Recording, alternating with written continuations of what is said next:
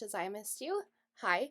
If this is your first time joining, welcome. My name is Audrey, and this is the Fire and Fiber podcast where I talk about knitting, thrifting, social justice, mental health, whatever I really feel like. Because if you've watched the news lately, you know there's no rules anymore. There are no rules. There's no consequences. There's nothing. It's all just do whatever you want.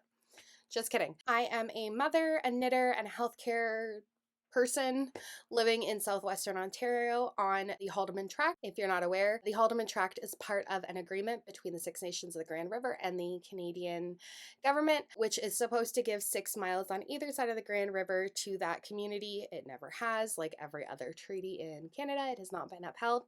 Anyways, I am coming to you today.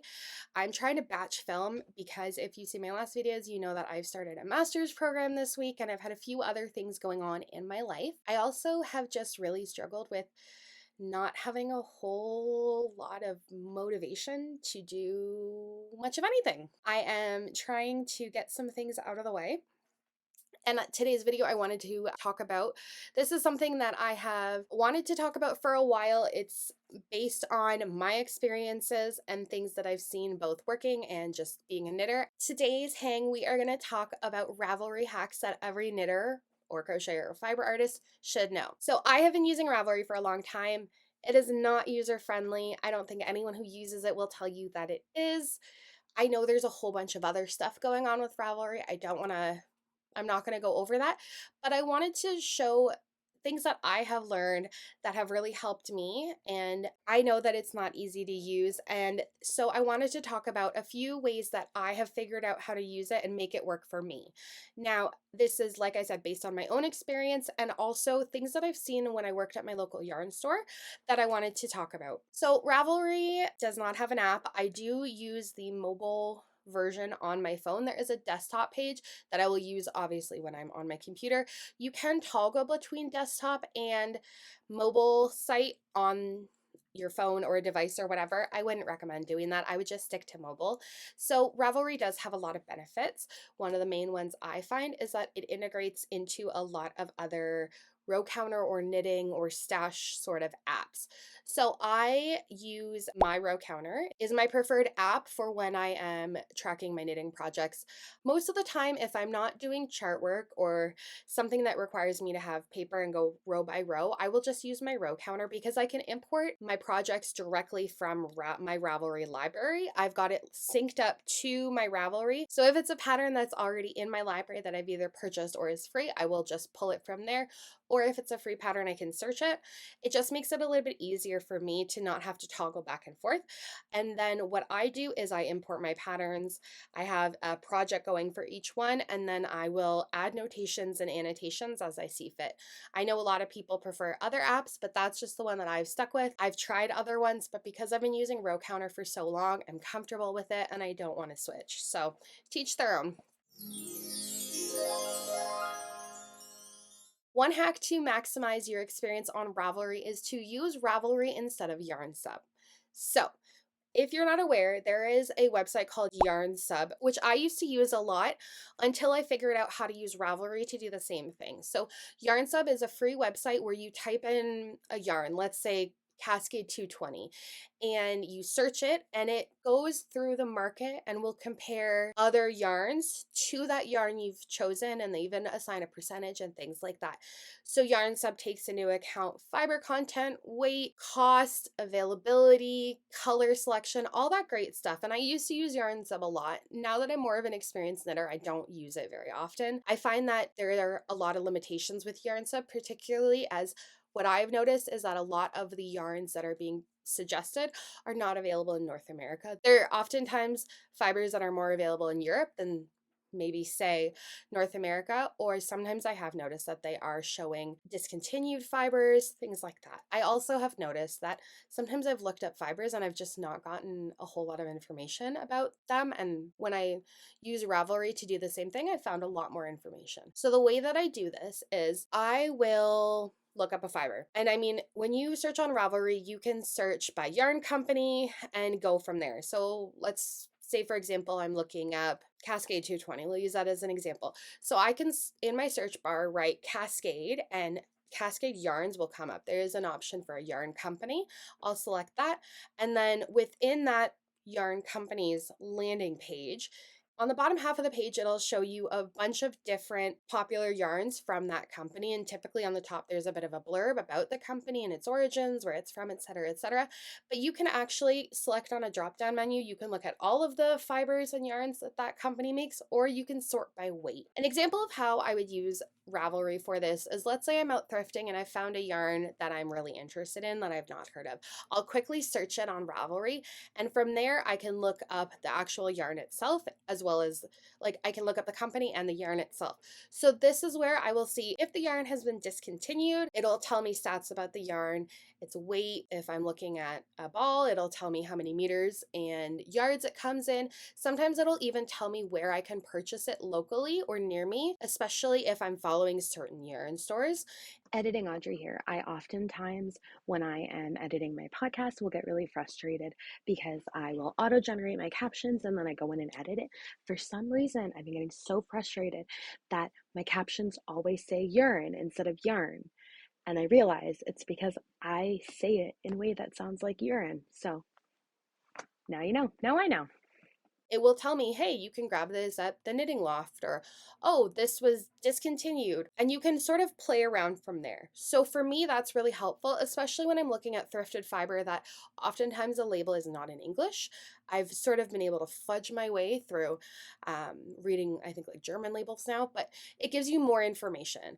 So when you look up a fiber on Ravelry, it'll show you, like I said, the weight, the yardage, the recommended needle size and gauge, things like that, whether it's currently in production or it's discontinued.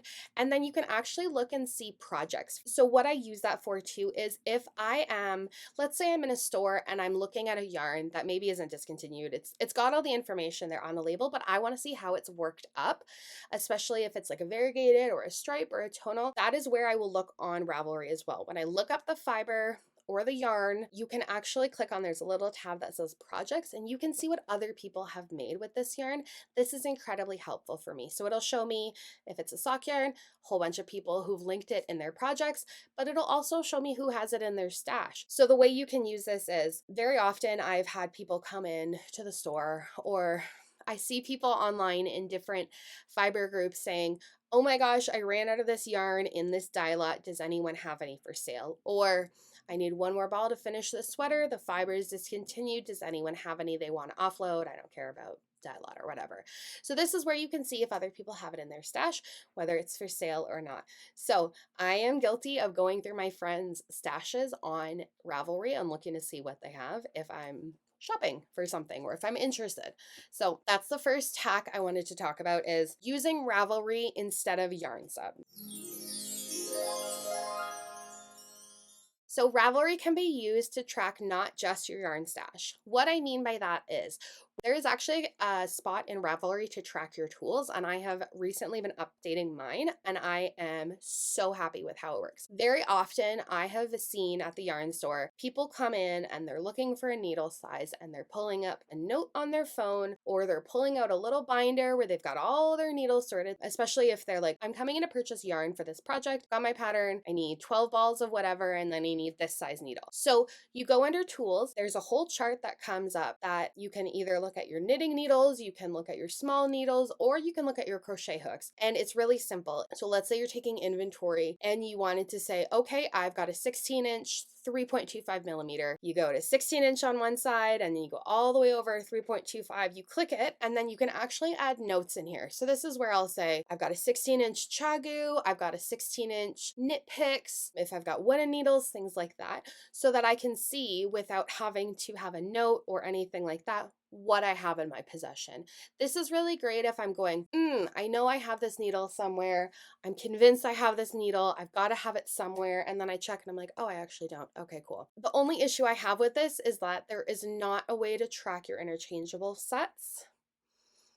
Overall, being able to track your tools is really helpful, especially so that you're not purchasing. I feel like we've all done this. We've all convinced ourselves that, like, oh, I don't have that needle size, and somehow I have 4 different 32-inch needles in a 4 millimeter. Like, it just, for me, that inventory tracking piece is really important. And like, just because I don't want to buy duplicates Times is tough, things is expensive. So wherever possible, I have been trying to use that so that I'm not purchasing needles that I really don't need. There is also an option to like a little subsection that talks about your DPNs too. So for the longest time, I felt like I had every size of DPN except, I don't know, like 3 or something. And I haven't found a good way to store my DPNs. This little pencil pouch is how I store my DPNs. Do not do this. If you have a better way, absolutely go for it. I live in chaos. So for me, that is really helpful to say, like, oh, no, I actually don't need another set of 4.5 millimeter. I have 3 of them or whatever. Using the tool inventory tracker is another great way to make sure that you're not purchasing duplicate items. The next Ravelry hack I wanted to talk about comes from M to the third, Mackenzie, who's talking about you can actually block designers on Ravelry. I did not know this for the longest time, and I really wish I had known ages ago, but it's actually really simple. So if you've been here for a while, you know I have beef with certain designers who are not size inclusive, and there is nothing that is more irritating than scrolling through patterns and seeing 45 different petite knit patterns that I don't want to knit. Anyways, so there's a way to actually block a pattern or a designer in particular. I had to Google this because it wasn't super clear for me, but what you do is you go into a pattern. Let's say it's a drops design pattern, which if you are ever scrolling the free page on Ravelry, you have seen they have 16,000 patterns. So you go into the pattern itself, and then there should be a spot, like if you're scrolling through, there is a spot with 3 little dots. If you click that, there is an option towards the bottom that says block this designer, or I don't want to see this designer, something like that. It is life-changing. So for me, there is a whole list of designers that I don't want to see. And now when I go to search for something, I'm not digging through. We know that there's many designers who really dominate a category. So you can actually block a pattern in particular or the designer themselves. So if you're tired of seeing a really popular pattern in your feed, that's a great way to filter that out. So blocking a designer or a design on Ravelry is another great hack that can help maximize your experience, especially if you know that you're never going to purchase from them.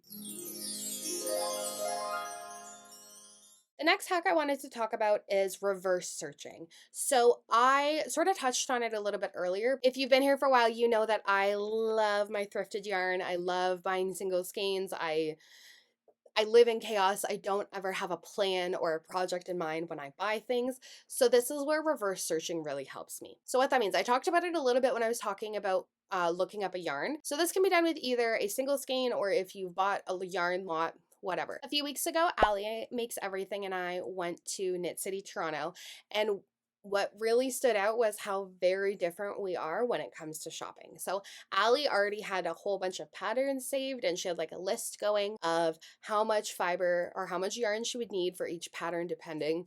That's great. I operate very differently. So what reverse searching does for me is if I have found yarn, whether it's thrifted or it's new, whatever, I will go search that yarn. I will look up that fiber. And then what I'll do is I will go under projects. And from there, go into advanced search. And you can get really specific for what you're looking for. So if I have 600 yards of Noro Madara in the color sake, for example, because I did score some last week, I would look up that yarn. I would then go into projects. From there, you go into the advanced search features, and there's a couple of different things I typically select. So under craft, I go to knitting. Under either yardage or meterage, I will select that depending on typically which one aligns, like 600 yards, whatever. And then you can even go deeper than that. So you can go into category, you can go into size, you can go very, very deep. So that's one way. So when I put in all of these specific search filters in advanced search, it'll show a whole bunch of other people's projects using that fiber with that yardage, with that craft, etc., etc., depending on what I've put in. From there, I can look at other people's projects. So I can see, and this is where it gets a bit hairy because it really does depend on how much other Ravelry users are inputting information into their projects. But you can see this person made a ranunculus in the size 3, and they included the notes and they talked about how long they did for the sleeves and what size that they did and what needle size they did, all those sort of things. Because information is sort of like crowdsourced on Ravelry, like you'll get into it, what you put out of it. So the more users provide information on their projects and what they've done, especially if it comes to modifications, the more information can be used to help other people. So that's another way that reverse searching can help you. Another way to use reverse searching, and I don't necessarily know if it's reverse, but let's say I'm looking at a pattern like the Come Back Again by Andrea Mowry. I've made it. I love it. So from a pattern page, you can go again into projects. From there, you can actually do an advanced search filter based on either like needle size, if someone's modified their needles or their gauge, or if someone's using a different weight of yarn than the designer has called for or the pattern includes. Let's say I'm looking at a pattern that's a DK weight, and I actually don't have DK, but I have a whole bunch of fingering weight and a mohair and I want to hold it double. That's another way that you can utilize this sort of reverse searching to figure out your yardage ahead of time. Doesn't always work, but it is definitely fun, especially if I've been in a store, I've seen a yarn, and I'm like, ooh, what can I make with that? I know I talked about it a little bit earlier, and I'm not going to get too far into it, but stash maintenance or updating can be a really helpful tool when you are using Ravelry, especially if you have seen a pattern that you're like, I wonder, you search it on Ravelry. There's actually a little section that'll say, you have 3 yarns in your stash that would work for this based on the number of yards that you've put in or things like that. The only challenge with this is that it does not take into consideration your size. It'll just look at the range that the pattern is called for. So that can be a little bit hairy, but not too bad. The last hack, tip, or trick, whatever we're calling it for Ravelry that I wanted to talk about is RSS feeds. If you are a blogger, if you are a YouTuber, if you are someone who is posting web content regularly, you can actually include an RSS feed to your content from your Ravelry page. I did not know this until I was watching Katie Parrott Makes, and she was showing how her Ravelry is set up to include all of her episodes or her shorts or whatever. Going a step further, you can actually link your projects to that particular post. So if I've done an episode about a cardigan that I've been working on, I can actually link that project from my Ravelry project page to it. And then when you come up on my page on Ravelry, it'll show you my RSS feed with the dates and the titles and everything, and also linked projects. So that's kind of cool. Please don't ask me to tell you what RSS stands for, what it means, what it is. I have no idea. It took me quite a while and lots of Googling to figure out how to do this. I am not an internet person or a tech person, but there is, I'm sure, lots to say about that.